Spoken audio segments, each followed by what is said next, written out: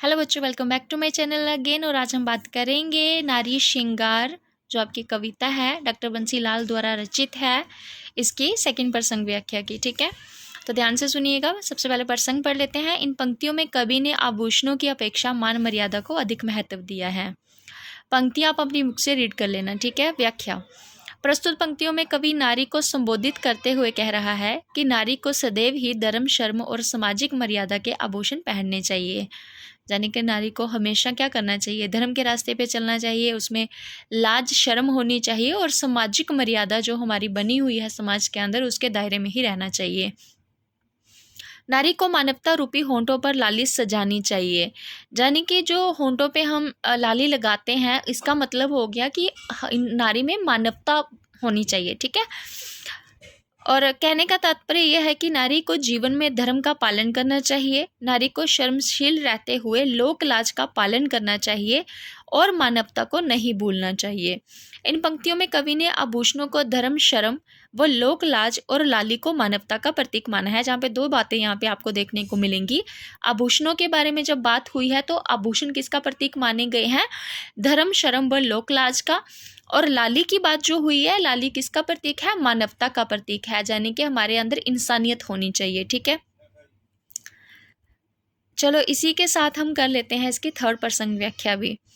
प्रसंग है, इसमें कवि ने नारी को वास्तविक श्रृंगार करने की प्रेरणा दी है कि हमारा सही मायने में श्रृंगार नारी का होता क्या है, उसके बारे में कवि ने बताया है।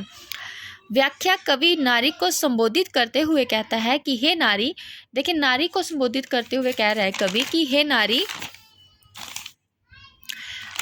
प्रभु के नाम को, देखो प्रभु के नाम को जपते रहना ही तेरा काजल है। अगर नारी का वास्तविक श्रृंगार जो कवि ने बताया है वो यही है कि सदैव नारी को क्या करना चाहिए? उस प्रभु का नाम जो है वो स्मरण करते रहना चाहिए, जपते रहना चाहिए, और तुम्हें सदैव राम नाम की बिंदी लगानी चाहिए, यानी कि जिस पे भगवान का नाम लिखा हो वैसा तेज जो है वो उसके माथे पे चमकना चाहिए।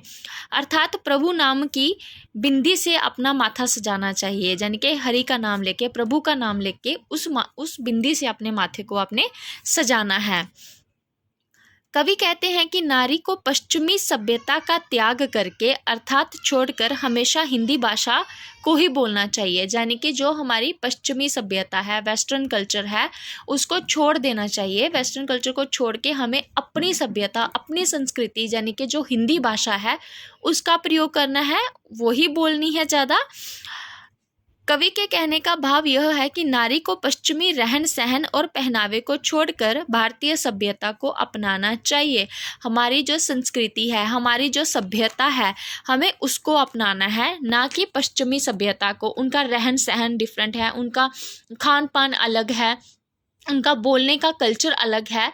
हमें वो वाली सभ्यता ना अपनाकर अपनी जो अपनी सभ्यता है, अपनी संस्कृति है, हिंदू सभ्यता और हिंदू संस्कृति है, हमें उसे अपनाना चाहिए, क्योंकि वो सभ्यता हमें बहुत कुछ सिखाती है, मानवतावादी बनाती है, ईश्वर के प्रति हमारी लगन को बढ़ाती है, इसलिए हमें वही सभ्यता अपनानी चाहिए। ठीक है, ये आपके होगी प्रसंग व्याख्या। अगर आपको अच्छी लगी है तो चैनल को सब्सक्राइब करना, लाइक और शेयर ज़रूर कर देना।